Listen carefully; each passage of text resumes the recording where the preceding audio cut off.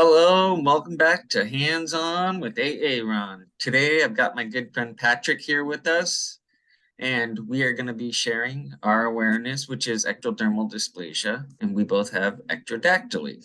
So, Patrick, why don't you tell everyone your name and a little bit about yourself?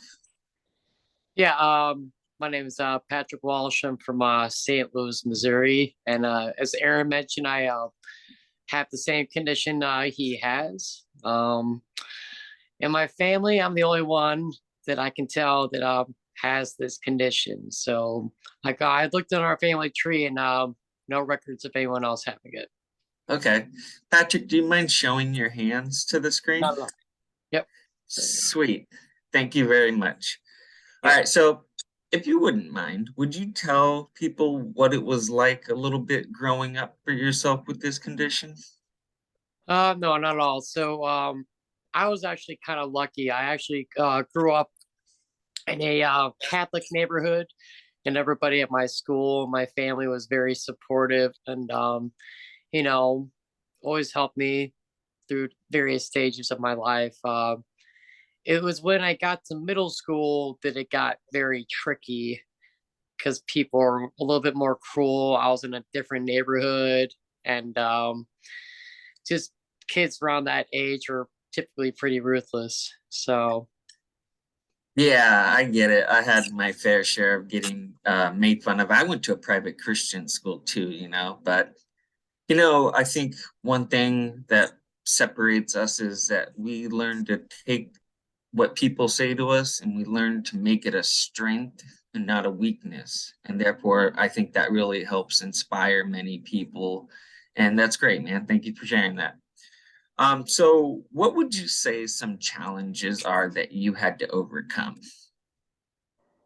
well, that's a good question. I would say just being around new people, new environments, because, whether it be adults or kids, you get that awkward stare or uncomfortable questions. Some people don't know how to ask about a condition properly. They just spit it right out.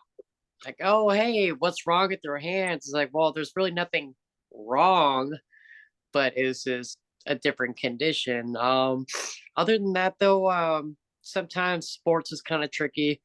You know, that kind of reminds me of middle school. Is like being picked for teams. I would never be picked first. I mean, who the heck would? Because everybody you know wants to pick the guy who's really good at football or baseball or what have you. So Yeah, yeah, I was, or assumes that like having all your fingers makes you better than the other person.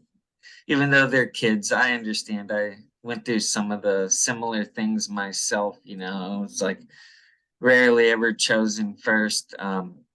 But as I got older and people got to know me better and saw that like, okay, this guy may have less fingers, but he's just as capable. I don't know if it was the same for you, but I wasn't chosen all the time first either. So I get it. I get it. Yeah. So um what would you say is like one of your biggest, or who would you say is one of your biggest influences in your life?